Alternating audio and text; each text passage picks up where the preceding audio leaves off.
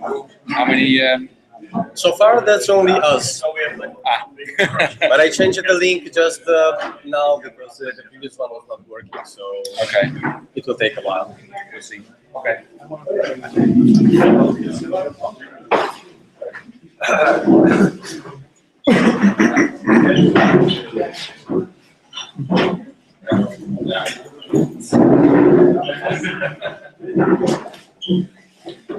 So, welcome everyone to Meetup number 62 of Amsterdam Clojurians. That means lots of years that we are meeting up, almost continuously. So, thank you very much for keeping up.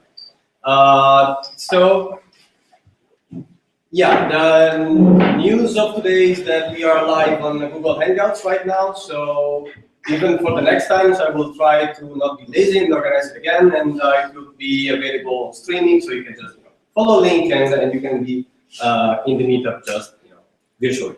We don't have to come anymore. You don't have to come anymore. No. Then you miss the beer, or you can have beer at your home place. It's your choice. Yeah.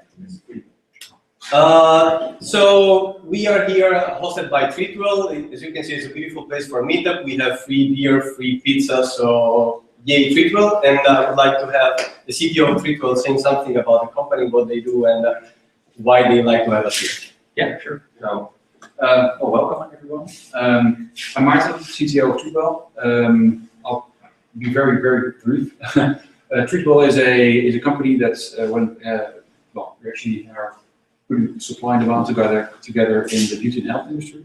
So, to make it very simple, you can go to treatwell.nl or .de or .de and book a massage or hairdresser or whatever you like in the beauty and health industry. We went live in October 2013 with a small company with like 5, 6 people in there. It's now 70, 80 people. We'll be growing to about 200-300 in a few months. We're expanding internationally very quickly right now. So we're also in this building we have like 4 floors. We're filling them up really quickly. Currently we have about 18 people totally in the product team, of which 14 engineers, front end, back end. We're building most of it in Scala. We have some Clojure here and there. So yeah, that's actually it. So welcome to our company. Hopefully we can host more meetups like this in the future. And we'll say enjoy. By the way, we are still hiring and we need a lot of people. We need to double our team.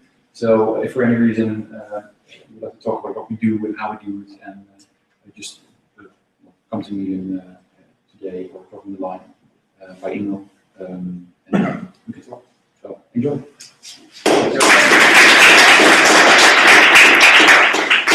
I would probably skip the hairdresser thing. Okay, so before we go, so we are experimenting the platform. So before it was for like 4 years continuously at Backbase, and now we're moving in different companies, and I love that. I think the mission of the meetup is to just expand the influence of Clojure as much as we can. So that means if your company is willing to host a meetup, just let me know. I would be really delighted to just go everywhere I can and bring you with me. So, a couple of updates more. The guy from Purely Functional contacted us, and now we are friends. That means we have discounts for the meetup guys for looking at the videos they are making on Clojure. They are actually pretty nicely made. So if you want to just have these instructional videos, let me know, and I can give you a coupon code. Last update, more friends. So GoTo Conference was a friend of the meetup since 2 years ago, I think. Again, discount if you want to go to the conference, a pretty big one in Amsterdam. Let me know. Actually, the coupon code is over there. So, and this presentation is going to be again on YouTube. So you're going to find the coupon again. Important detail. Today is the last day. It's on the screen here. February 11th, that's the day. True. Oh, right. I didn't say that. I didn't see that. But that's the early bird discount. I got my ticket 3 years ago. So okay. Thank you. 3 hours ago. 3 hours ago. Okay. 3 years ago would have been. Very early. Okay, so we have an agenda, and that's beautiful because I didn't spend any second organizing it. People came to me saying they wanted to say something to the meetup. So thank you very much to the speaker. The first one in line is Daniel, so the owner of the laptop, and we can start with him. Thank you.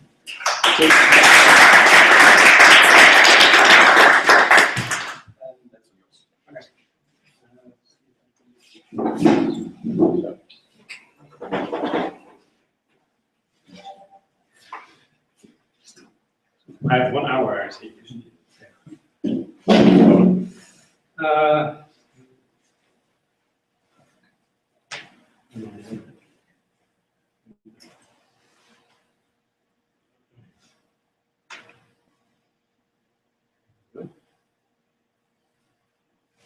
Okay. So hi, I'm Daniel, and I want to talk to you about an exciting new project, open source project actually, that is in development at the company right now. I work at Xivia as a consultant, and this is actually the first, the first project, something where we actually used Clojure. I'm very happy with that.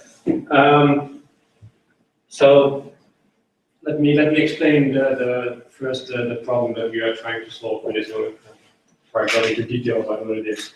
So Xivia, we make a lot of applications, mostly very large web apps. Where I'm working now, we have over 200 pages. We have a lot of CSS files. We have different style guides, and we care about quality. And so we do a lot of testing, but I think we all recognize the problem that it's very hard to test the layout for a page or to test the view. Does it still look okay? And even if it looks okay in your development environment, does it still look okay on other browsers, on other operating systems? If you need to support mobile, does it still look okay there? And there are ways to write tests, to write scripts for this, which is pretty hard. So we've come up with another idea. And what VisualReview basically is our solution to this problem. So our solution is to create a project that will help, or that is able to catch visual regressions in your web application. Right? So we want to be agile, not too quickly. We want to deliver a new application every 2 weeks, and we don't have time to manually test every browser, every resolution to see if it looks okay. So we want to automate as much as we can. The thing is that complete automation in terms of for visual testing is often not very practical. It's very hard to tell a computer, now the page looks ugly and now it looks okay. While a human can look at it and say, this is okay or this is not okay. So our these are the use cases, talked about them, and these are the kinds of problems that we would like to prevent. This can happen because maybe on some browser there's only a partial support for a certain CSS rule.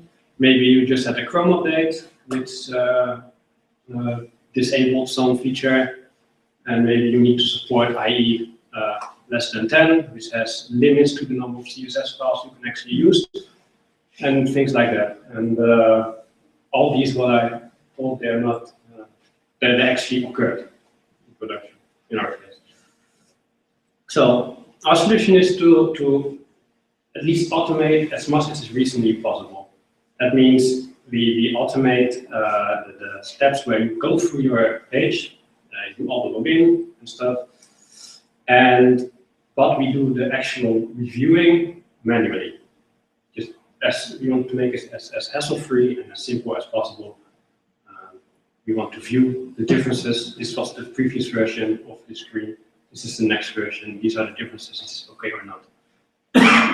And what's also very important, we want to catch errors as quickly as possible, which means not in production, not on acceptance even, but actually at the same time, ideally as other end-to-end, where you run your end-to-end tests, which is before you merge into a stable branch. So we want to integrate it into our normal development workflow. If you work with pull requests, this would be a good time to do these kinds of reviews. So before I demo, let me give a kind of an overview of how you would use this. This would be a case when you want to use it for a big system. Just a small question: who is not familiar with tools like Selenium? Anybody? Okay. Who is not familiar with CLJ WebDriver? This is the Clojure. Oh, great. So I have a lot to tell. All right. So Selenium is kind of the ideal way to use VisualReview. Selenium is a WebDriver is a tool that you can talk to, and it can talk to browsers, and you can instruct it to navigate your browser to different pages, and you can run your tests against them. So here's so this part is kind of a basic setup. If you forget the VisualReview part, you have a test script. This is your Selenium script, or maybe you are using well, whatever language you want to write your end-to-end test. Right? It talks to a Selenium driver. So we have a grid. If you want to test against multiple browsers at the same time, multiple solutions or machines, there's a hub. The hub talks to different nodes, and every node supports, for example, if you have a Windows machine, Linux, and you have a web application which may potentially live somewhere else. So these dotted lines mean the place. This means that this can be separated. It doesn't have to live on the same machine. And then the Selenium reports the results back to your test script, and you can have normal tests. This is all exactly the same. The only thing is, there is now one more endpoint that we talked to, and this is the VisualReview server. So there's a server, and it exposes two entities. One is an API that the test scripts talk to, and one is a dashboard where you can go to review your screenshots and see if everything still looks okay. And from the dashboard, you can do the analysis and accept or reject certain changes. There's a database that keeps all kinds of states, and there's a file system where we store actually the images. And okay, so I think it's time for a little demo. So what I want to show you is first maybe I want to explain something about CLJ WebDriver. This is actually pretty cool. At my work, we have a really large Angular project, and we use Protractor, which is a wrapper around WebDriver.js. This is the JavaScript library that talks to Selenium. And then Protractor adds some handling to make it easier to work with Angular applications. So I've been working for that for a couple of months, and I've only really looked into CLJ WebDriver for like a week, and already it's really amazing what you can do with it. And mostly because it is Clojure, right? Because you can you don't have the right compile and then load your test workflow, you can interactively control your browser from the REPL. So that's, I think first I want to show this. What I have to say, I've made a very simple web application just for this demo. So there's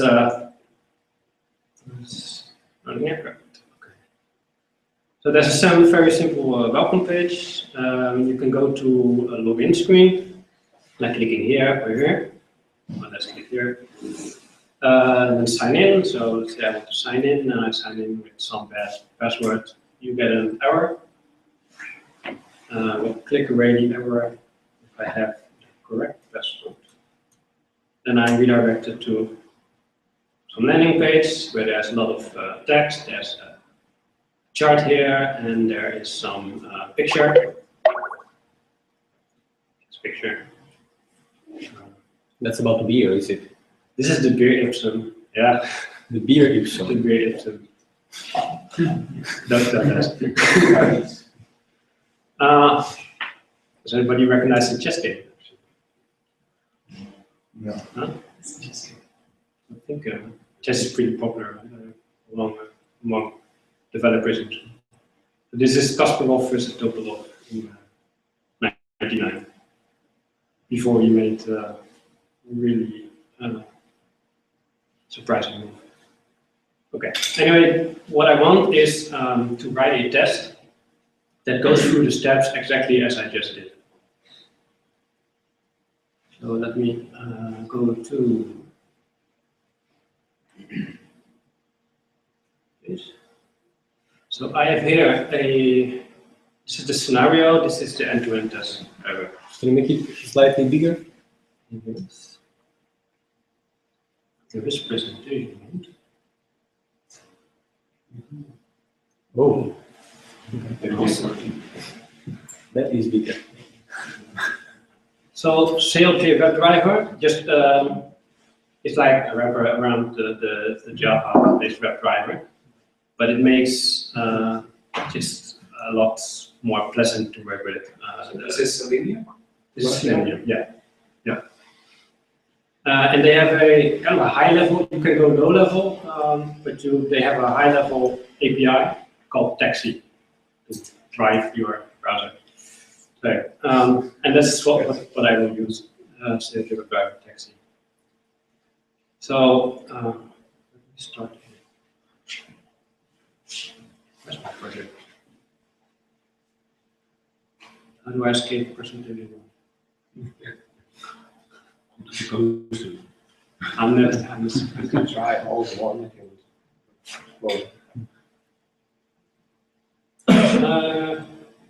Start a REPL.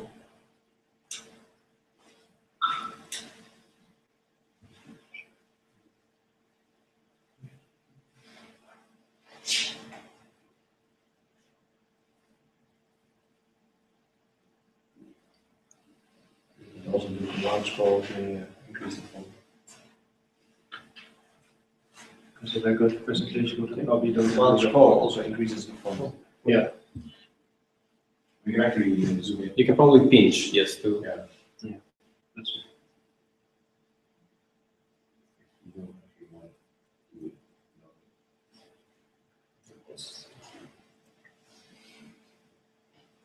Control plus. Ah, this works.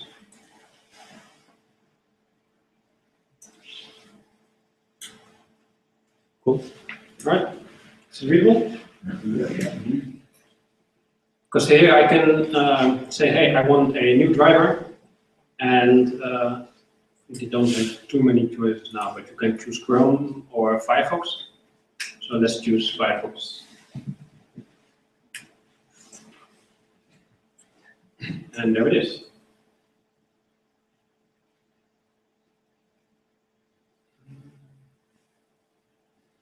We have this in the background so you can see what is happening. I will have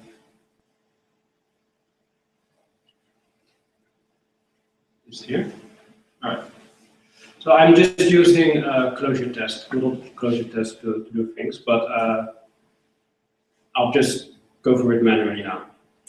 So I'm testing, go to the main page. I have some base objects, which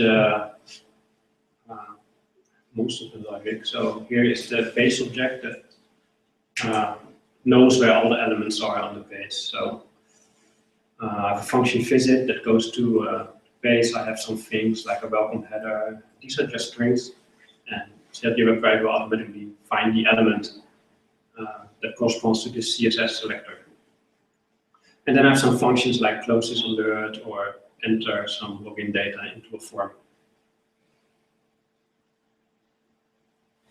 Let's focus on this. It still remembers the last test, so that's why it's. So I can call visit.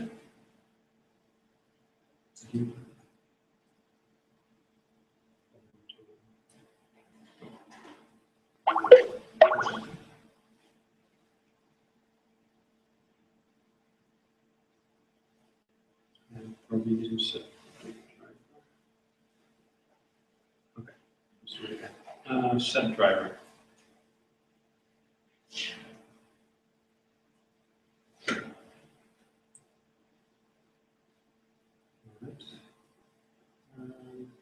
Visit. Okay, like that. So now I can tell my browser things like I can ask for the title. This is a function in the taxi API, and it will return me the title of the browser. So I can have a test here that says, okay, is the title equal to what I expect? I can ask if an element is present. This is true, and in this case, the welcome header is just h1. It's simple for now. We'll skip the screen, take screenshot for later. We have a login text, which is, as you can see, an anchor inside of some paragraph. So that's this text right here. So you can call functions like text, give me the text for this, and that's exactly this. So let's click it. Go to the next page. You can check if we are on the next page to see if certain elements that we expect are present. And here is a function submit login data, which just fills in the username and the password that I give here. So when I do this, it's correct, and I can check if it shows an error alert. Here. Close it. I can. So now enter the correct login data. Let's check if I am at the menu page. Yes. Well, and then at the end, I can quit. So this is really cool. This is a big difference from writing actual tests if you use Java or you use Protractor, where you have to write your scenario and you have to run it from the beginning till the end. And then when it fails, you have to kind of figure out why it fails and run it again. And you have a pretty long waiting time before you get feedback. And here you can just do the exact same thing as a test does, but do it step for step. And when something fails, you can just inspect it right then and there. So let me do this. So I can go to a terminal and run this test just with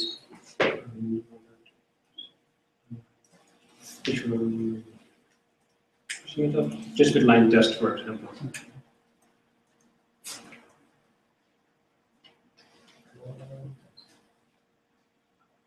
Just as a startup market.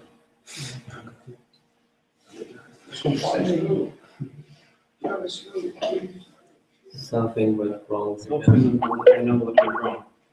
It's because of the take screenshots.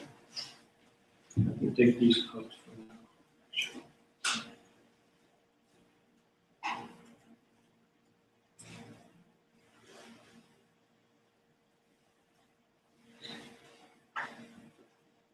Right, yeah, so startup is pretty slow, right? Because it's not only the JVM, it's also Clojure and all pretty big libraries, the WebDriver, and it has to power everything. And then it runs.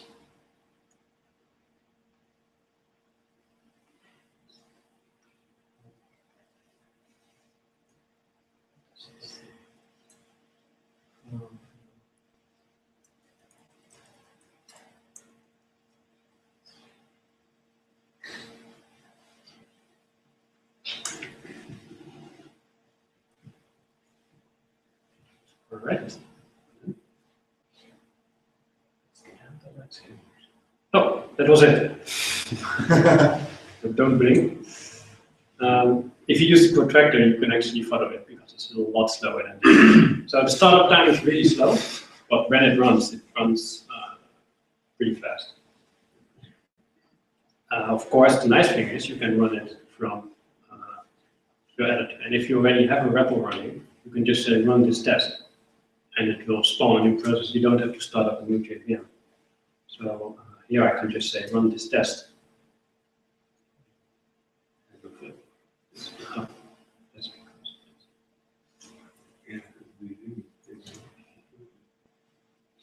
So there it is. So that's pretty quick. All right. So these are tests, and it usually looks like this. You can do a bit more sophisticated things, but usually is this element present, or is this header right, or is this text here okay? And it's a really it's the user-based thing. It's the same thing as a user would actually click through it. But you're not testing layout. You're not testing does two things look okay. You could, but it would be very tedious. So this is where VisualReview comes in.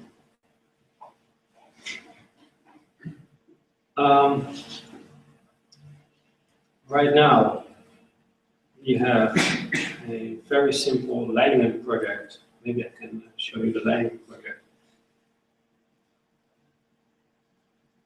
Which is here.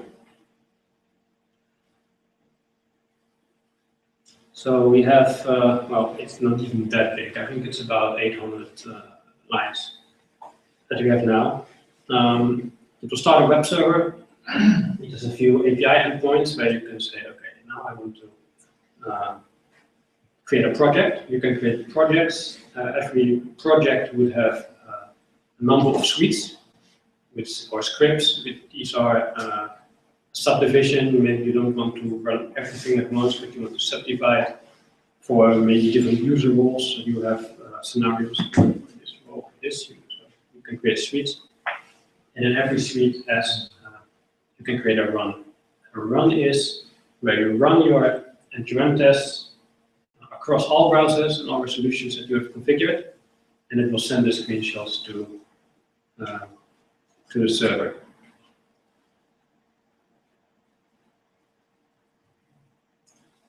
What we have is a simple start script that sets some variables. So there's a port that you want to run it on. There is the database file, which is H2 now, just a file, no username, no password. And there's a directory where you want to store your screenshots. And then we just run Clojure.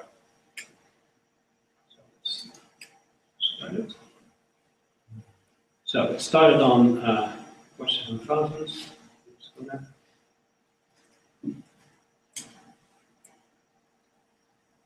There it is.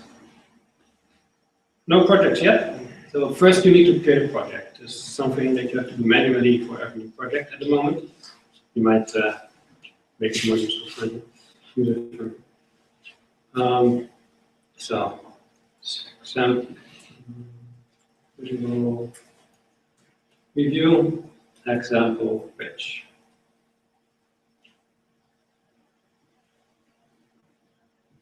There it is, and there are no suites yet.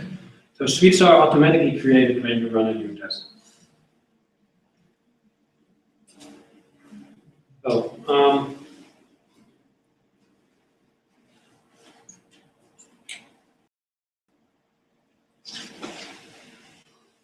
So what I have here is manually as support for this visual review piece. It's a really new project yet. It's not production ready.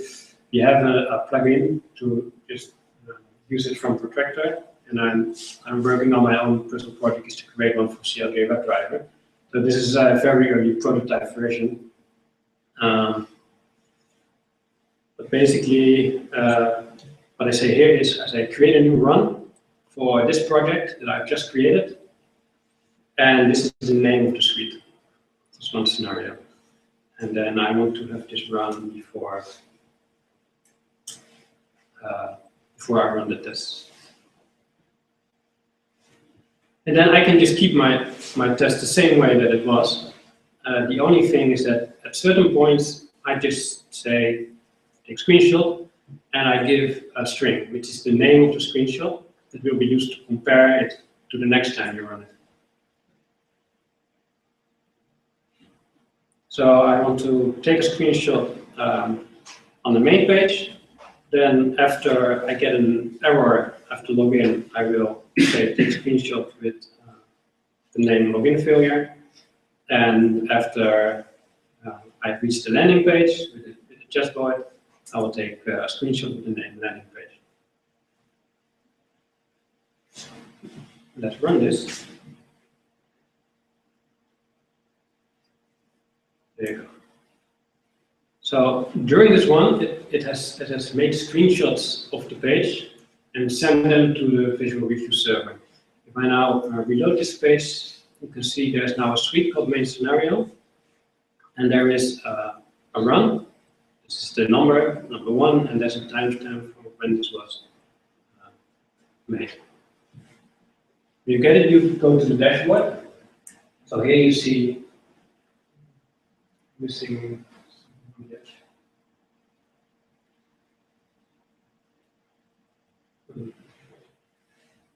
Here you see the name of the project.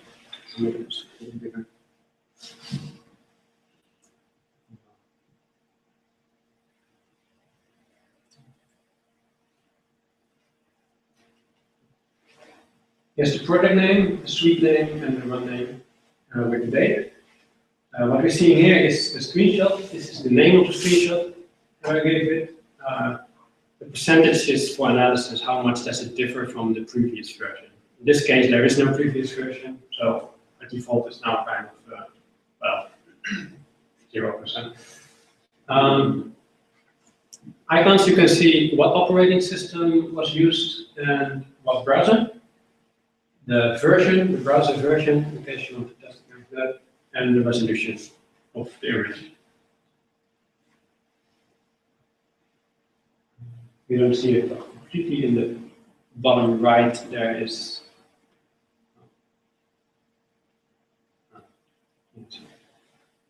but there's a counter that says how much images there are.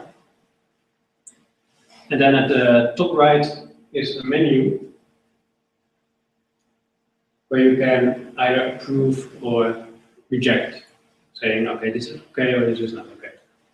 Oh, this looks okay. Let's choose it. Next one. Yeah, this one. No, also okay. And the landing page, which is also okay. Okay. Imagine now that there's we start to develop with this as our baseline. So the concept of a baseline is the set of images that you have approved. These are used for comparison in the next one. So, now, some changes are made, so we check out version.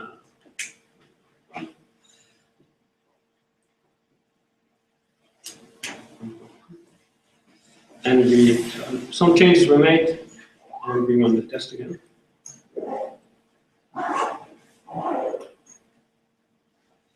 And what you can see here is that there are now 2 runs. And the second one I just made. So this is the first image again, and there are no changes. This one is exactly the same as last time, and you can see that it has been automatically approved. You don't have to manually approve images that haven't changed. How do you get? How do you detect it when these are changed? So we store the screenshot that you sent, and you send it under a certain name, right? You take a screenshot, and in this case, main page. So the next time you do a run for this same suite, say, okay, you get the screenshot for this name, you compare it with the baseline image. And you compare. How do you compare the images? At the moment, it's very, very simple pixel by pixel. And so this is something we could extend in the future. But yeah, I'll show you. So here you see there's actually some changes.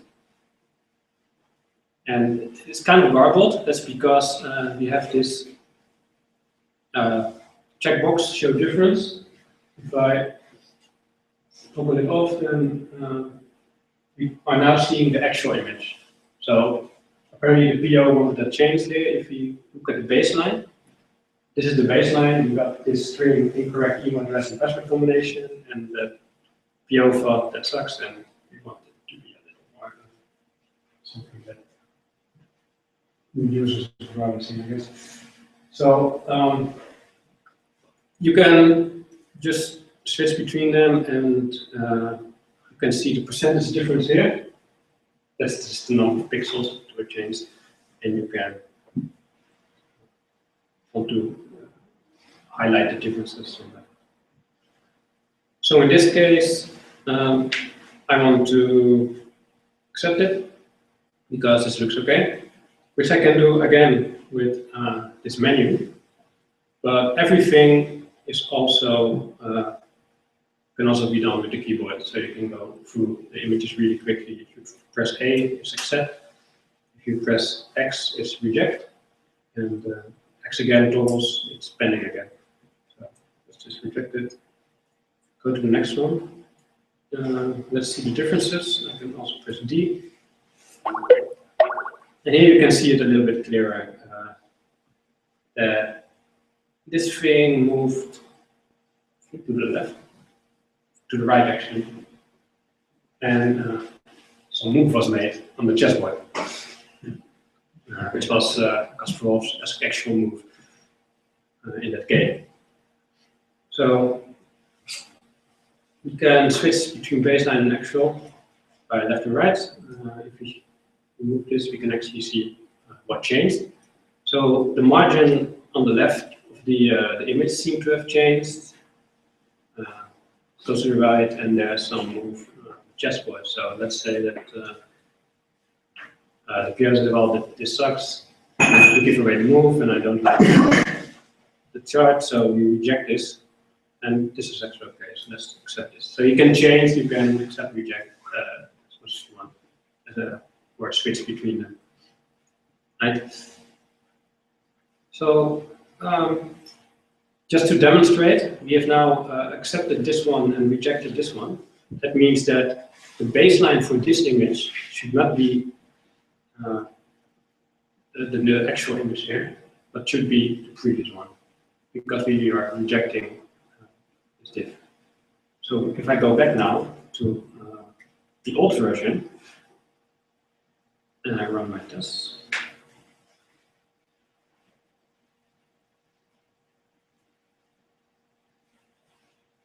there's room number 3.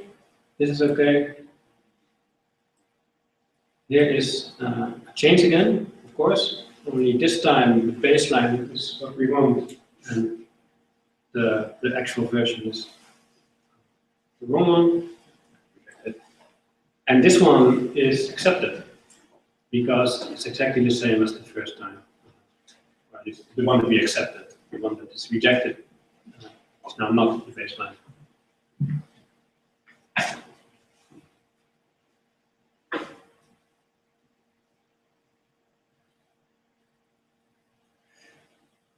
Do you take scroll position? So if it's below the screen? Sorry? If it's below the screen, so if you have to scroll. Yeah, so there's this, you can give the, you can set the size of the window if you want. You can also just you can also scroll in the your test. You can scroll to this element if it's really at the bottom of the page. But if you have a really long page or you scroll, you can also take a screenshot with it, which is really long. And then, yeah, you would see it in the dashboard. You just have to scroll down, and you get big images. This is like you normally also do for normal internet tests, right? And you also need to scroll to the bigger button. So this project is quite new. I think we kind of started it. We got a few days to work on it to get it to this stage. And so what we want for really the 1.0 release, the production ready release, is to add a few more features. We want to support actual database. So we are already pretty far in terms of I think complete Postgres support. There's a few things with the Clojure Java JDBC. Actually, it's just a Java JDBC that it's not a completely solid abstraction of SQL. So what database are you using? H2. Okay. Yeah, it's just a file. Yeah, we really want to support multiple baselines. That means that because it's integrated also in your development workflow, maybe you have a run that was accepted. It is on master, but you are working on a storming branch or a feature branch, and you want to compare the run there with the run that is on master with that baseline. Kind of like in Git, you can create a diff between engine, basically. So that would be really nice. Also, the dashboard, we want to give it a complete overhaul in terms of design, the way it looks, make it a bit nicer, and also to give the user more control on the dashboard, so you can also delete runs if something fails. And, like that. Yeah. Yeah. How can you look the difference between different browsers?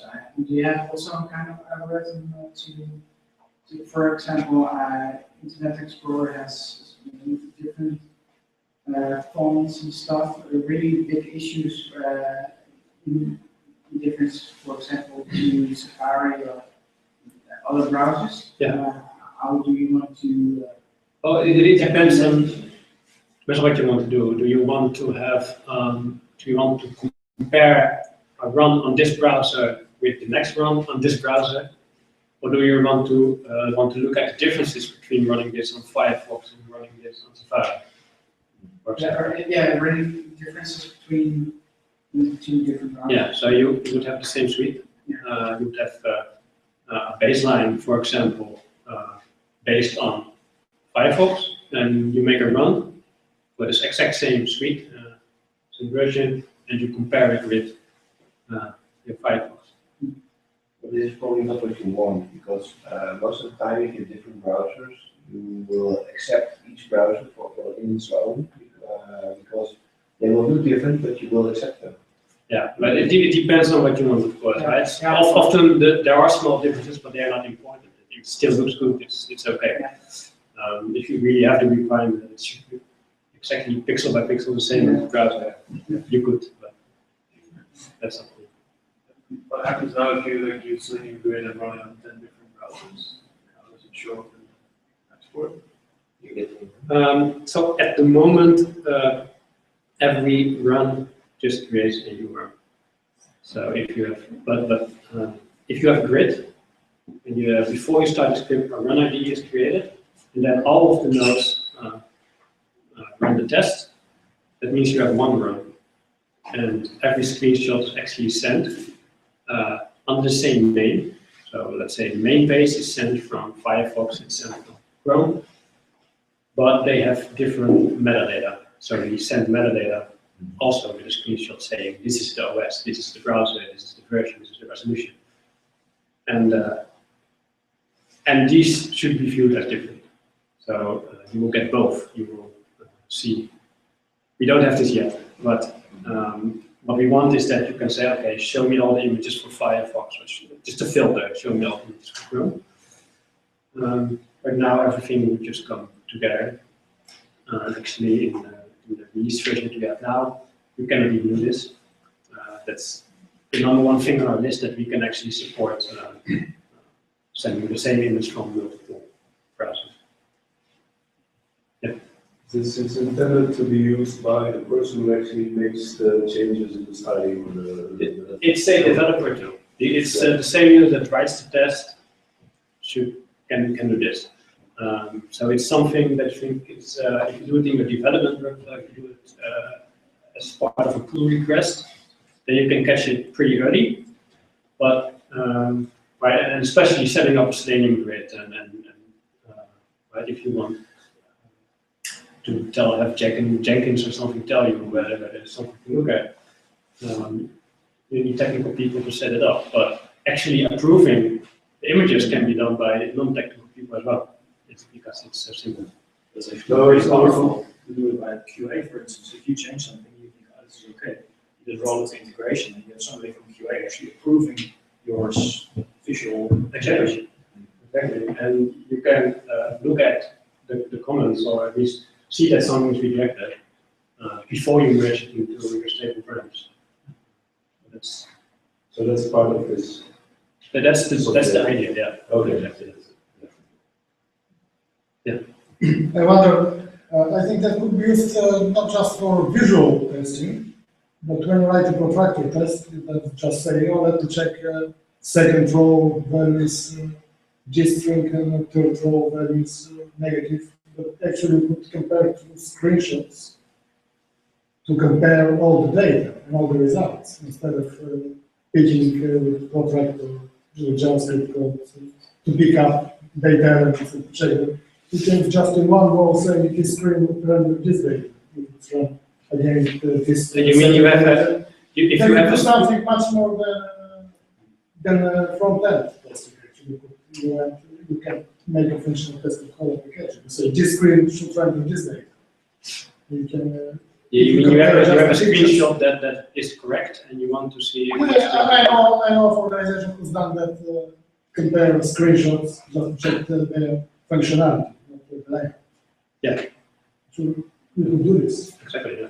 If you do partial Yeah. screenshot, if you can do I want a screenshot of this table. Or Yeah, this, yeah. This is also that we want to say that you can give, for example, a viewport or I only want this part. Yeah, or because then exclude something, just a Exclude specific part exclude, where you yeah. have a time or a counter or something. Yeah, so there are different ways we can approach this. You can say, I just want a screenshot of this part, but maybe you want a screenshot of the entire page, but say, don't look at differences in this region, right? There are some pages, if you go to Amazon or something, every time you load the page, there's a random ad or something.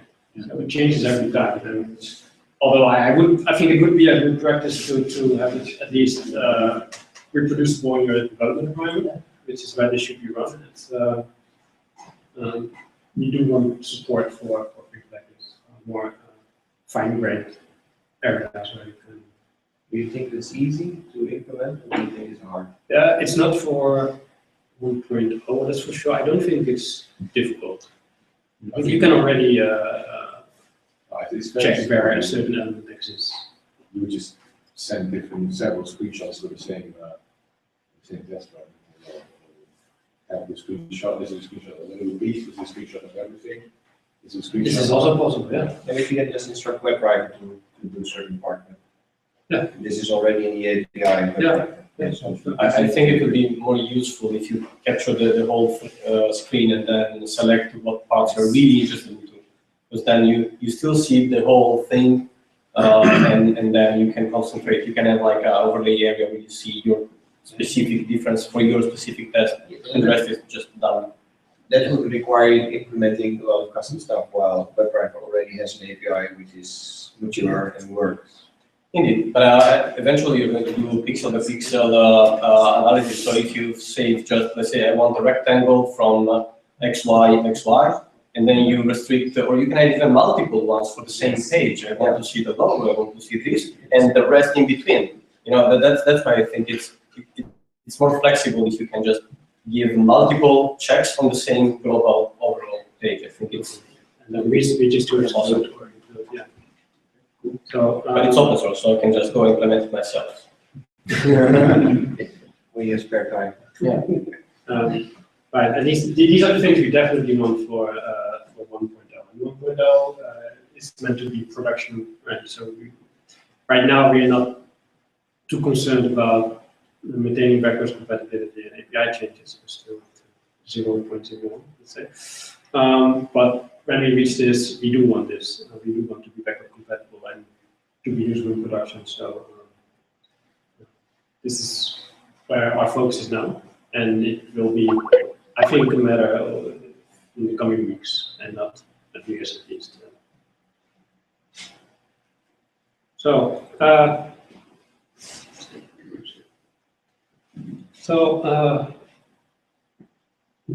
these are the GitHub repositories. Is the Xibia/VisualReview. For the Tractor, we have a plugin here, and hopefully soon also a VisualReview-CLJ plugin. We have a pre-release, which is 0.0.1. It's it's just a sneak peek. It's the only functionality it has is basically what I just showed you, and it's not production ready. So warning, but we would love if you're interested in this, you want to go check it out, try it out, and solve issues. Because we'd love to hear feedback also from you guys. Okay, next question.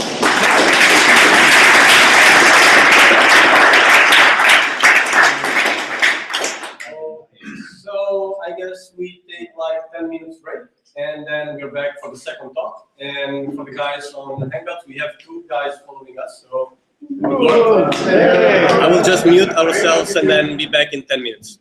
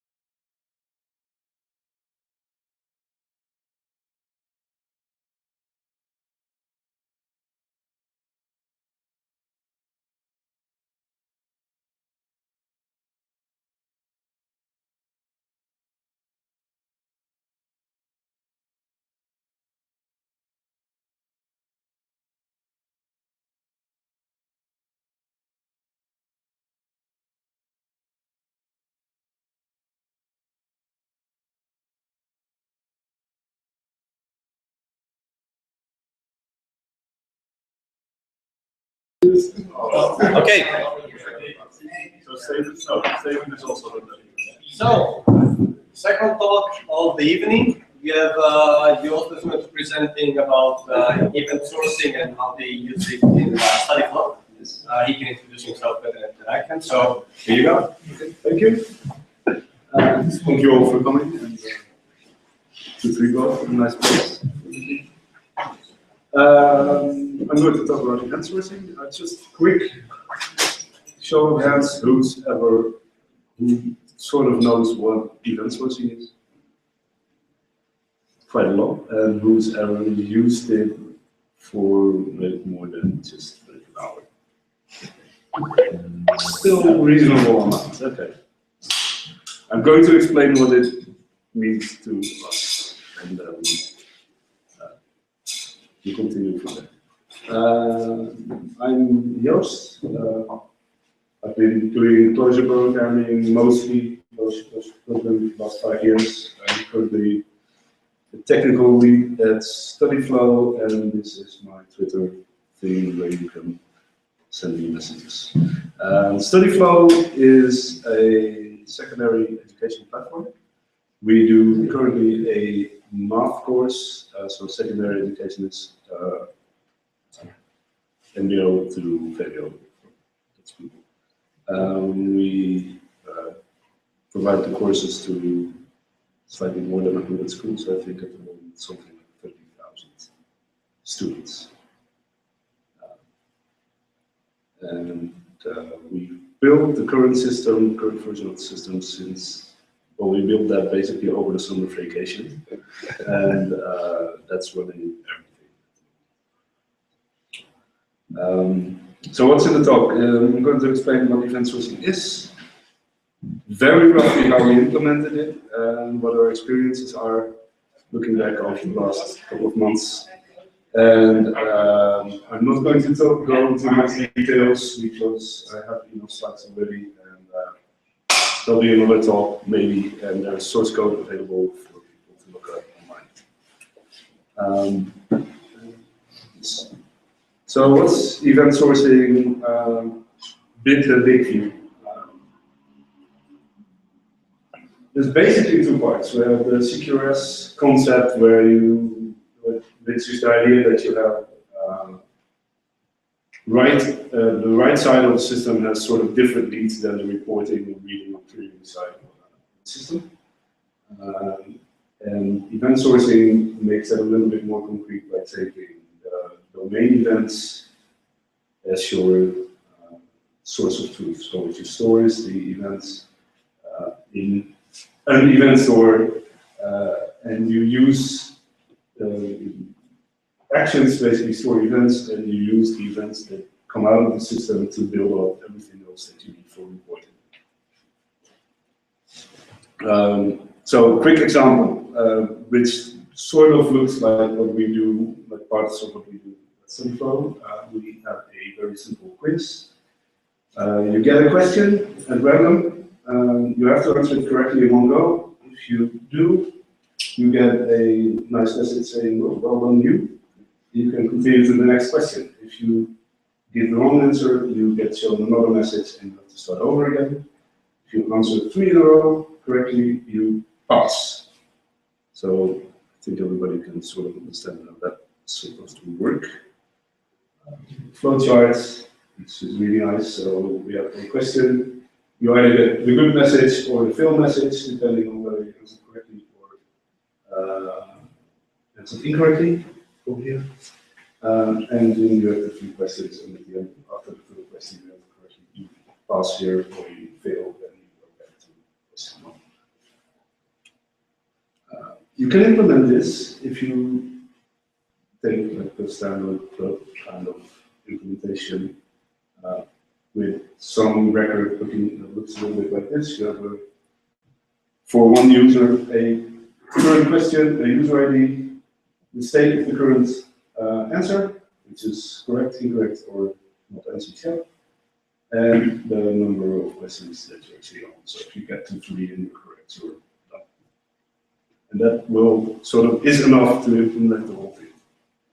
But you lose a lot of stuff. that happened in the meantime. You don't know when any of this happened. So you just know that it's a mistake, but nothing about when changes were made. In this particular stage, you know, your own question number 2, which was answered correctly. You don't know what actually question number 1 was. You don't know how many times it actually got retried. You don't know what mistakes the user made. Going a little bit further back, you don't know how, of all the questions in your database, which are the ones that are difficult. So the ones that people have a hard time answering correctly. What kind of questions do people make when they answer question number 45? What kind of mistakes? And maybe there's other stuff that we'll think of, like 3 months. Can you answer all of that according to the stuff that happened last year? So, back to this flowchart, we have all kinds of transitions here. So question assigned, so the random question is selected, you get that one. You do an answer either correctly or incorrectly. And you pass, basically, you can see that it's sort of the end state. If you could store all these transitions, so exactly what happened at which time for each user when they go through this quiz. Something like this. This looks a lot like what we actually built. So we have a message type. This is one of the transitions, so it's an event. This is a question answered correctly event at a particular time. Today, this actual event has a unique ID, but it's sort of just if you ever need to refer to it. Yeah. This is the answer that was filled in. So my answer apparently was correct. The question ID, user ID, this is basically the same as your field. If you store these, the next event that happens is append to the list of events.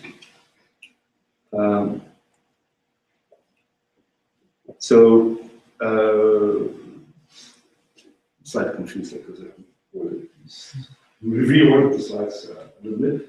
So what's the idea behind these events? This particular concept of domain events that I'm talking about is from domain-driven design, which where it means you record something that did happen, it's already done. The type or the kind of information that you capture, the event itself is has a meaning in the domain, which generally means that the expert, the people that know about the domain, like the people that know about quizzes, or in this case, it's very simple. So basically, the user will understand what these events are. It has a meaning outside of just the implementation of the system. That you get an answer correctly is an actual thing that people can talk about and mean something out of just the mechanics. Records the intent of a change, which is question answered correctly is not that much of an intent. So you never change an event, and therefore it's always in the past tense. It has happened. You can't go back in time and change it again. If you do that with all of these kinds of events in a fairly big system, you end up with something like this. This is our system. This is 1 month roughly of events. It's 1.2 million questions answered, with about 5 million events in it, excluding some extra events that we put in for navigation tracking to see what people just don't actually really do much but click around. For about 25,000 students. And the nice thing about this is you can see this, you can just plot this on a timeline, you can see when is it busy, but not a lot going on at night. You only have Dutch schools, so it's really not a lot happening in the weekends or at 12 o'clock. You can see that the most popular event is the question assignment event for us. And then the second one is the question answered correctly, which is sort of logical because you have to answer a question correctly, otherwise you won't get to the next question. But you can go into lots of details on this dashboard. This is Kibana, which is fairly simple if you want to set it up. Just to sort of format your event so that it can read it and do queries fairly quickly. And then you can answer questions like, okay, what's actually the most annoying question in our system? This is the one that most people answer incorrectly. What should we do about it if they make mistakes? So how does this event sourcing actually work? Because you want to store these events, but then, how do you set it up? This is very rough outline. You have a user over here who looks at the site, he has views to look at and commands to actually do stuff, to make things happen. The commands, if you, let's say you want to answer a question, just to stick to the example. So the command would say, okay, I want to answer this question. It applies to an aggregate. An aggregate in this case is a particular quiz for a particular chapter for a particular student. So there's only one quiz for one student for one chapter.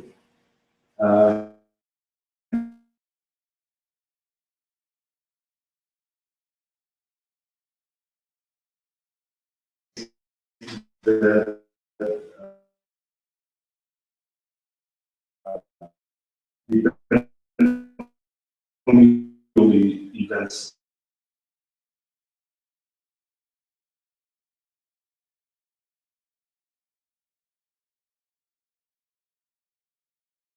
they basically happen outside of if there are any new events sent, this aggregate or other aggregates, they get sent to the read model, so the read side of the system, and they can generate updates on pages, around to new data, or possibly get sent through injects or server-side events.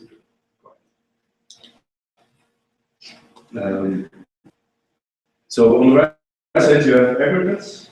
The commands apply to aggregates to generate new events, and the events to update state of the aggregate. So it's a two-way flow between the aggregates and the events. And the read model is generated, in our case, asynchronously from the events. So that's a one-way data only. The only place where actual data is going both ways is on this spot. This is the tricky bit. So, oh yeah, I will explain this. So commands can succeed or fail. Events cannot fail, and we can't, since they're already stored, we can't change them anymore, and that was pretty good. We write as a convention, we write command types as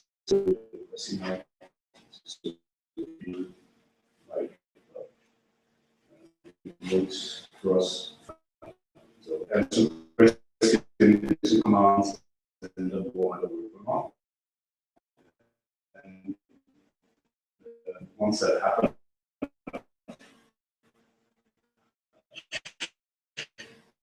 the event types are in past tense. It also helps to when you have a data flow again, but for multiple quizzes at the same time. So those are different users with different quizzes. And they can all send them commands, and they each quiz has its own event stream, and you have sort of a burst flow of all the events happening in the system that gets passed to the rest of the side of the system. So the ordering of this bit is not really, you're not exactly guaranteed.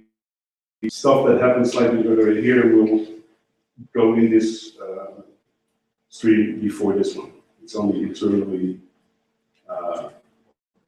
ordered. So events that are in the same stream are before each other will be before each other in this one, but no other guarantees. and other possibly also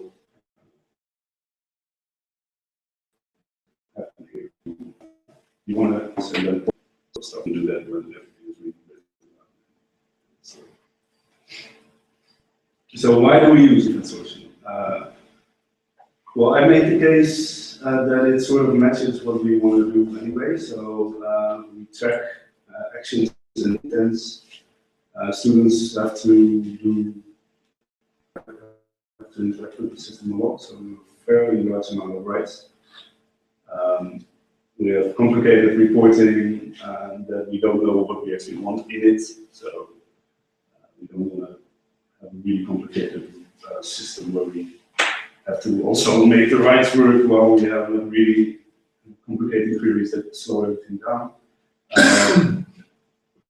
We have some ways of doing sort of real-time reporting on the events. We don't use that a lot, but there's always questions coming, sort of coming. Some other advantages are that it's simple. At least conceptually, it's fairly scale. It's one-way flow of information. It's also helpful for the simplicity. You have to deal with queuing or retrying and conflict handling fairly explicitly, but it also makes that really explicit and clear. So you have to deal with it, but you have to deal with it normally too, except most people don't, and then it's just weird. Is this necessarily part of event sourcing? This is not necessarily part of this event sourcing, but you will run into it very quickly if you, because you're dealing on a very low level with parallel events that go in, and you have to deal with it. Like what happens when you actually want to update something that's already changed? And generally, we say, "Well, I would like to try again." But then at least you know that you don't change, and it has already changed. Other things that match up nicely with Clojure is that there's a big focus on immutability. You just append stuff to the event streams. Aggregates, pretty much I just reduction over all the events that happen to them. Events are data, announce are data, aggregates are data, everything is data, which is really nice. Set it up simply, makes testing also. We have a few different technologies, but most of it's Clojure. So we have standard request response Clojure web apps for authentication of media administration, some teacher dashboards, which is mostly fairly straightforward. Composures, authentication. What do you use for authentication? We use currently something we cooked up ourselves. Okay. Say for QRS, you wrote your own framework? For event sourcing, yes. Yes. We tried a few things and nothing was really working. So it was either go to Scala or write something ourselves. Is it something you might consider open source? It is open source, so there's a link at the end. Okay. But I put the link at the end so people wouldn't start browsing. So we have fairly standard green hiccup kind of sites and student applications, which is currently 2, are Clojure scripts. So one, like the original, what we started with was own, and then we switched to reagent for the new thing because we thought that might be less painful, and it was so go for reagent choice between these two. And we use some Ruby on Rails for content editing publication because it's quick to set up. Some front-end for it. Basically, how that works is we do all the editing in sort of a big CRUD system, and then you push publish, and it pushes out one big event to the event stream that gets distributed through the rest of the system. So if a new courses get updated, chapters get added, that all happens here and gets published. And the systems basically talk to each other using the same event store. So we have the event sourcing library is named Riddle. We wrote that. It's API license. It uses right now we have one durable implementation, so it actually stores the events somewhere where you can use them again later, and that uses Postgres. The core of this, the event store itself, is sort of a subset of the eventstore.com event store, which is just called event store, which is really confusing. And we don't use that because we could, or I could not get the events to come out reliably in the format that I put it in. So it's intended to run on Windows, on .NET, and as far as I can tell, it just doesn't work well on Linux. So you can run it on Mono, but it doesn't really work. And this is the URL for the project. And there's one more mentioned at the end. So this is a little bit of the details. So definition of the aggregates. We have messages. Messages are commands and events are both messages. They basically work exactly the same. And we have a handle event multi-method for aggregates where you can say, okay, just dispatches on the type of the event. It doesn't care about the aggregate. One type of event will always apply. Probably, I think, to the same type. So you reduce the handle event over the current aggregate. Whatever new events turn up, and then you get a new version. Implementation for us is commands are maps, events are maps. Aggregates are sort of, some of them are I think still records, but we don't really use that anyway. So new ones are maps. And we use prismatic schema for mostly for documentation. And you can use it for validation, and we don't use that in a few places. So this is what you define a particular type of event. So the question answered incorrectly this time. It was a course ID, chapter ID, student ID, a question ID, some inputs. That's actually the input that a question in our system can actually have multiple input fields. So you can ask like 1, 2, 3 different values you need to put in, so you can put that in as a map. How do you get the right aggregate from these IDs? That's this bottom thing here is a function, so the chapter quiz ID. And in this case, it makes a single value out of the chapter ID and the student ID. And then that's used as the identifier for the quiz that you're talking about. So you can't ever have more than one for one particular student from a particular chapter. And that gets its own event stream because it has its own ID, and then all the events in that stream apply only to that particular quiz. So this is a slightly more expanded example of the data. So you see some more stuff in here that gets added automatically when you store or when you generate an event. So this is a message number. So this is the second one, or the third one actually in the stream. The timestamp again, message ID again, type. 2 different inputs, question ID, student ID, chapter ID. And these are really long because we need to do IDs, and that makes it hard to click on the slide. So, what do we do? I'm sort of, okay. I won't excuse the, sorry. The system in event sourcing, you're basically always dealing, or the way we set it up, you're always dealing with some eventual consistency, some delay between executing a command and actually having the whole system ready and completely process everything that happened. But what you generally want to do is at least show the user that just did a particular command the effects of that command, even if you have to fake it, because it's really, people will just think that everything is broken. They'll probably be right if you enter a question and nothing happens until you reload like 2 minutes later. So we want to speed up the events that the current user is doing to that back, so that user should get feedback immediately, preferably. And what everybody else is doing, we can sort of delay that until nobody needs it.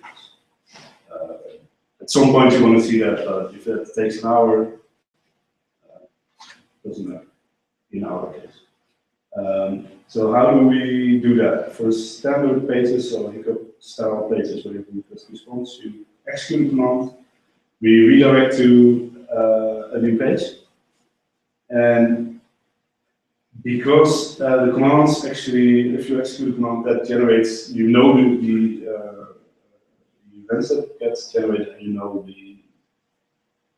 you can count them, so you know how far in the event stream you are. So event number 15 happened to this event. We pass that along to the next page, and we say that we only want to see this page once you've actually seen event number 15 for this particular aggregate. And then it will sort of block until that happens. That might take half a second, usually it's a little quicker. And then you get the page that you were actually looking for. For the Clojure script apps, which is the ones that I've really used a lot and really nice experience in, we take advantage of that. We actually know which events are generated, and then we push that. Those are executed over XML HTTP. So we just return the generated events immediately as the response, and then that means that on the Clojure script apps, most of the dynamic stuff just reads in all the events that it needs, and then just builds the whole view on the client. And then you can just send events around, and you don't need to synchronize anything. So do the events have IDs? Whatever the carrier has IDs, but I saw them use IDs. Yes. So how do you know if you missed one? There's an order, so you have this message number, and that's always increased by one. Yes. How do you reliably increase that number then? That's done by the event store. So once you commit an event, it has an order. And you also can say, like, I expect the current stream that I'm committing to have like 15 events, and if that is not the case anymore, just reject that. Then the command will also be rejected because something has changed. But this you will only get back outside of the command. Of course, you don't put it in the command, right? You get it on the events. Yes. So for the Clojure script front end, we send the domain events around to synchronize the front end when changes happen, which works pretty well. It's a nice way of dealing with single page applications. And you also, because you have stuff changes anyway, you need some way of merging in new changes. And actually just sending I spent quite a lot of time worrying about this before we started, and then just send it around, and it's well, that works very well. Clojure script is nice enough. The agent helps, Figwheel helps, makes the whole thing more pleasant than when we started. So we basically push the read model all the way to the client for the parts where it's updates quickly, where we have the choice. But we keep all the command handling and even generating all the service. Authentication, and you can do sanity checks, and you don't need to trust anything that happens on some student's browser. It's quite enough to use the console sometimes. So what works well, what needs attention? Testing is really nice. It's really straightforward. You just put in events, you store it somewhere. We have an in-memory implementation of the event store, which you just put underneath everything else, and everything else can stay the same. And then you have like a throwaway database that you can really quickly instantiate and put data in and change and see what happens. Or you could just have make a list of events and just push that to a read part of your read model and see does that update correctly, does that really work? This kind of thing. So we use fairly long names for things to keep it readable, but hard to fit. So we have an initial state. This is the whole database that we use for testing. For this particular test, so we have a course published event that's just it's a standard event that we have already somewhere that says, oh, you have this course with 5 chapters and some questions and things. So we reuse that. We have a chapter quiz that started, then there's a question that's assigned to the student with a question ID. Then we do the submit and answer. So we expect back that it's correct, answered correctly with these fields, with those inputs, and that we actually also get a new question with a particular ID we actually set up. Normally that's random, we sort of mock that out, and it's actually set a question for the test. So you execute the command. This is the command that you want to execute, so submit answer with an exclamation mark. With all the data in it that the student submits that you need to process this thing. And then we expect it to be okay with, so to return okay and this list of new events. But the ordering is maybe a bit weird. You can test all your logic that happens in the with regards to commands and completely independently of the rest of the application and sort of independently of a database or pretty much anything else. It really runs really quickly and makes you really focus on just what you really want to allow and write, ignore everything else for these sorts of tests. So this is mostly for unit testing. What else is nice? Server performance is nice. We have an average of less than 15 milliseconds for response time for this system, which is also the quickest one. So we spend less time on the busy system. So it's right at 30 milliseconds. So read less than 100 milliseconds, but that sort of goes through almost every student in the system. It should be, can probably be improved, but nobody's complaining. What's also nice is that you have a fairly constrained logic for writing, for handling commands. So it's sort of, sometimes it's a bit of a puzzle to figure out how you want to implement things, but that once you've done it, it tends to be easy to understand. You end up with events that go in a log, so if things go wrong, you can find it again, usually. This aggregate route, so the aggregates, the event streams, the ordering, where do I put which event, that is usually the trickiest bit. So that's one of the harder ones. What's also nice is that you can trust an event stream, because you can't delete anything from it.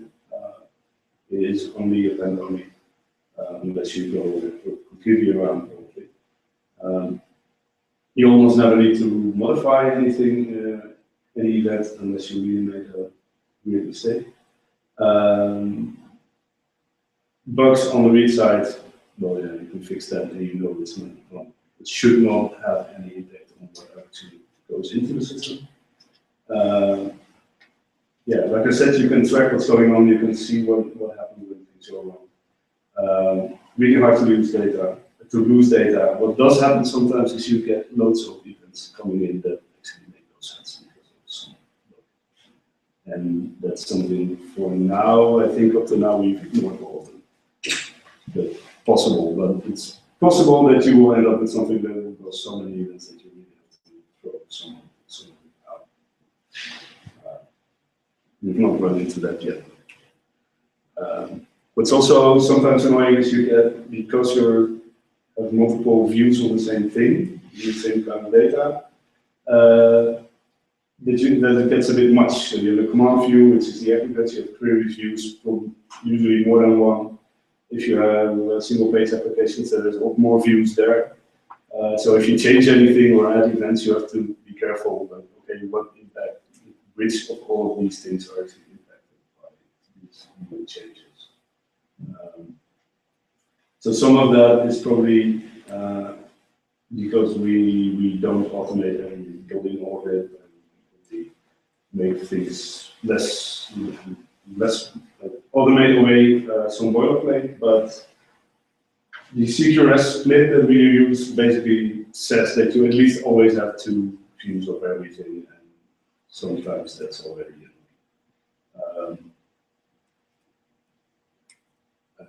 so what else? Oh yeah, we use read models are all in memory. We don't store anything on disk from the read side, so we just reading all the events in memory, and when the server starts, and then you have this couple of gigabytes of data just sitting there being really fast. Once it's loaded. That's nice to, easy to build, but also easy boring and error prone sometimes. And deployments are slow and getting slower because we get more and more events every Can you deploy all the events when you start? Yes. And you, It takes 2 hours at the moment. are you considering snapshotting? Yes. But it's not implemented yet, because we have features to build and stuff to do, and even though it takes 2 hours and it's sort of getting pressing right now, we can do this while the other system is running, so we can do a swap, just start it up for 2 hours when it's done, we swap over and it works. So it's not impacting the users at all. The events that you have are the events, or do you host the system and it's a multi-tenant system? So the events that you have are all the events. Yes, all the events. From the beginning of the business. Yes, well, since the summer. So we ignored everything that was in the old system. Oh, you discarded all the events at a certain point.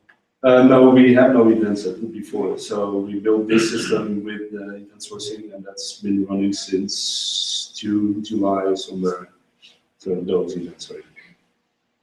That's, who knows, how many are there? 28 million, something like that? Yes. 28 million. Yes. So there's performance fixes you can do. Store the read model somewhere, just make a snapshot and then continue from the last known event. You can do sharding.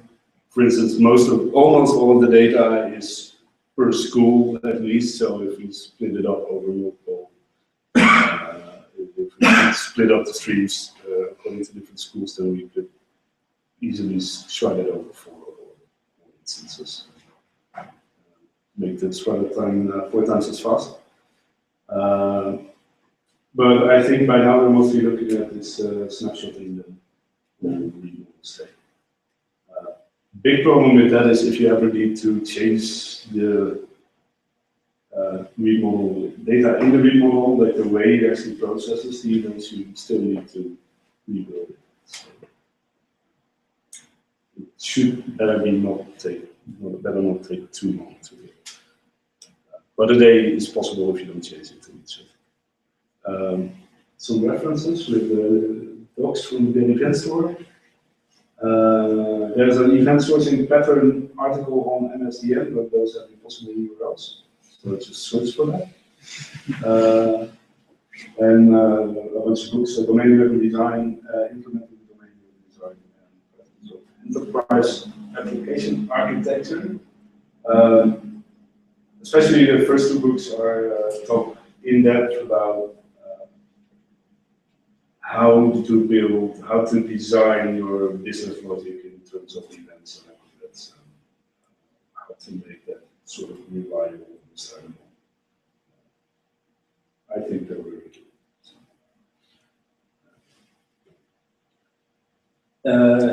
This is the last slide. So we have the URL for real. It's real event sourcing on GitHub. StudyFlow, that's us. These are my email addresses, etc. If you're interested in trying it out or using it or whatever, we really like to hear from you. And I would like to thank David and Gijs, Remco, Steven, and Edo, which is Sildo. Thank you. And thank you for coming in for the nice location. Crowd of applause.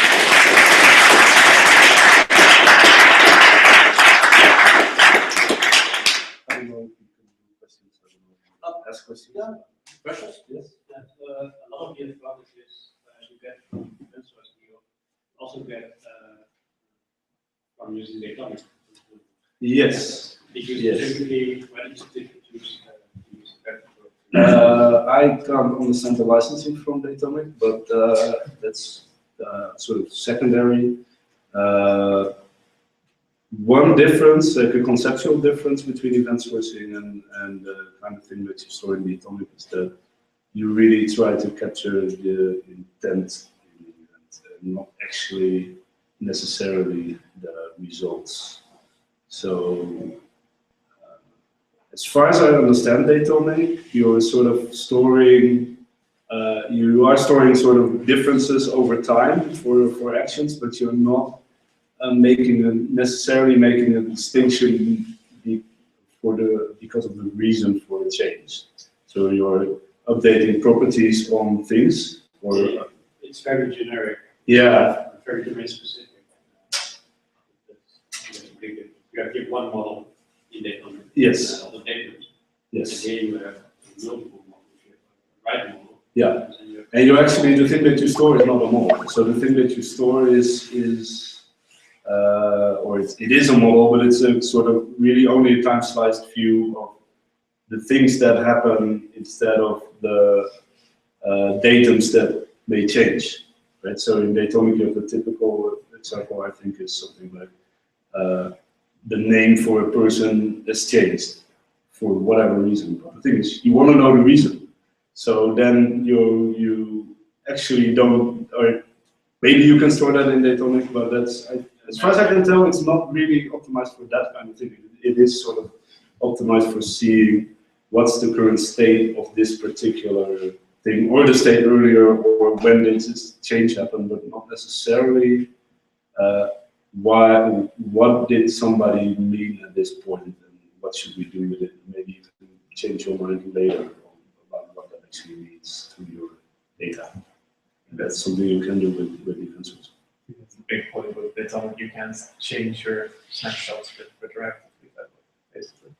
So with event sourcing, you can decide the processor looks differently. Yeah. And then you get a completely different Yes. name. Yes. With Datomic, you just Yeah. So maybe Datomic also makes you a little bit more structured. This is really free flowing. You can sort of put in whatever you want, and then you have to make sense of it later, or not.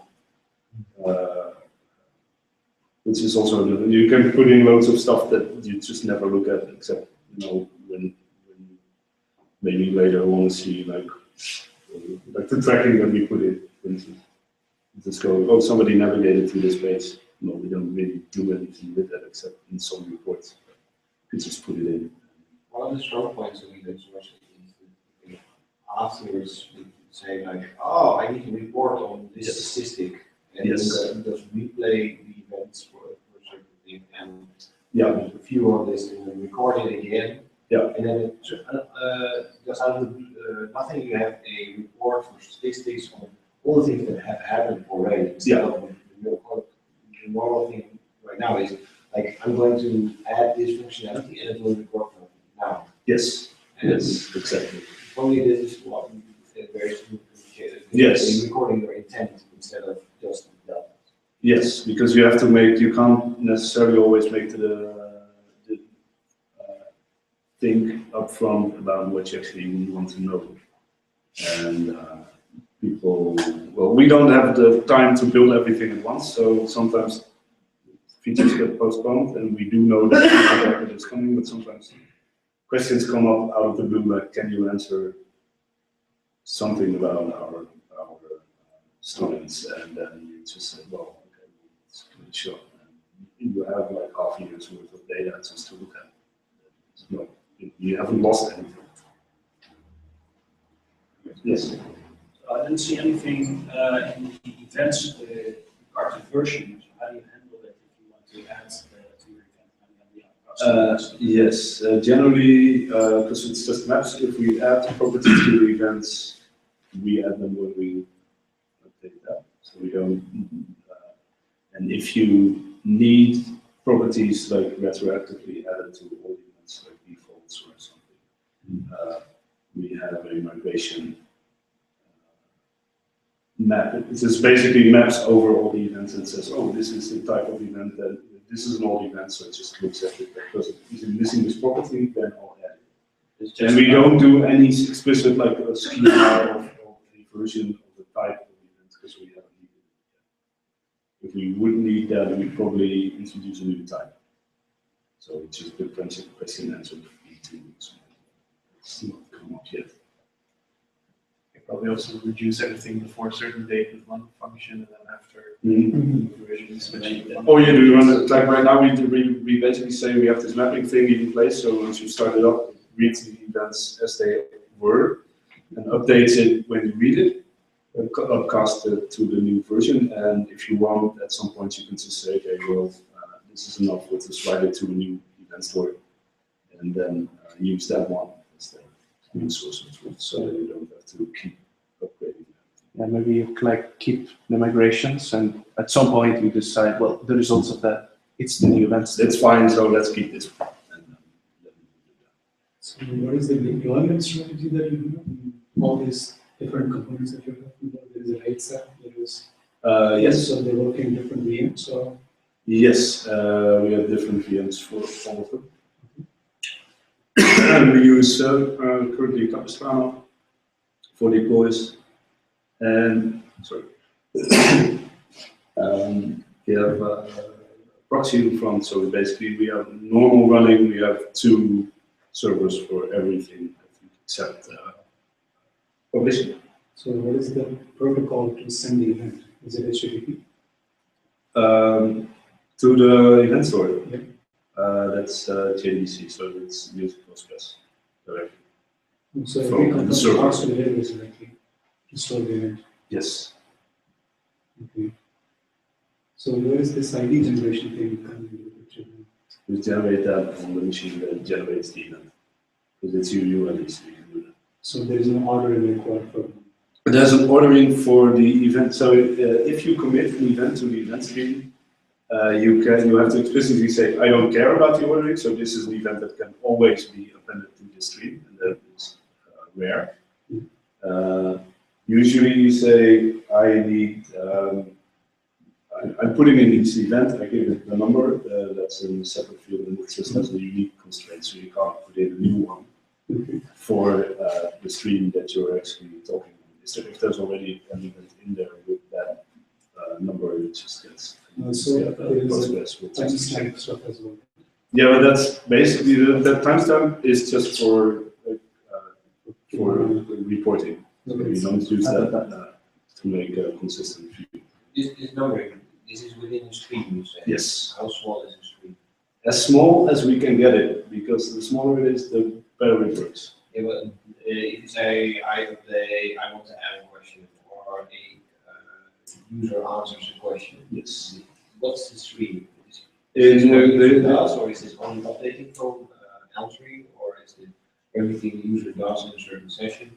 No, it's it depends on what on the particular functionality. Like for this kind of example that we did with the quiz, we have a bunch of quizzes, and for instance for chapters, but also for sections and other things. Those are all separate streams for the combination of the chapter and the student has every combination has one stream. So if you do, like if you interact with a normal chapter quiz, you might have something between 10 and 50 to 100 events in it. And then like you move on to the next chapter quiz, you can start a new stream. And because it's all append only, you can all cache the aggregates. So you read the events once and you just keep, like we keep, I think right now, the 20,000 or something last accessed aggregates, we just cache those. And then though if there's an action, like a command query, we just check are there any events for this aggregate. We potentially events, usually it's just up to date already. So how many aggregates do you have? Good question, I don't know. Can you guess? If the average stream is like 50 500,000? I don't know. So a couple of times the amount of students that we have, at least. Yeah. So yeah. Are the clients generating IDs? That's why you're using Google IDs. They're not.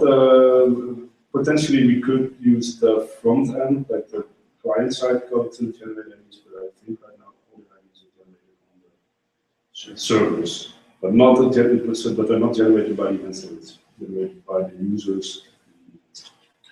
How does this relate to Samza, the Kafka framework? I don't know. Okay. Because the image looks really. No, I think it's basically very similar. For the Kafka is the order. Yeah. Framework for. If you look at Kafka, then it has a lot of similarities. So one of the things that makes Kafka, as far as I can tell, not directly usable as an event store is that you sort of necessarily need a whole lot of different streams. And Kafka is not, like I said, like something like 500,000 is not a lot for event sourcing. And in Kafka, you sort of run out of available streams by that point. As far as I can tell. Okay. Because it's sort of more like, okay, you shard it and you chop it up, but you end up with a few thousand streams. Nice. That's at least I know that Samza also has the building of aggregates and the snapshotting. So Okay. probably has more. We should look into that. Now you could combine Kafka and something like Storm, where the events live in Kafka and then they go through Storm, where you just have to store the like less data on the streams. Yeah, I think especially if you're dealing with like what comes out of the not necessarily the aggregate streams that are used for writes, but everything that happens after the fact. So you're reporting aggregation of data, and then there's a lot of potential, I think, for using sort of big data tools. We don't need them right now, but that might change. So it's also because we're not that familiar. That was it. Okay. Thank you. Thank you again. That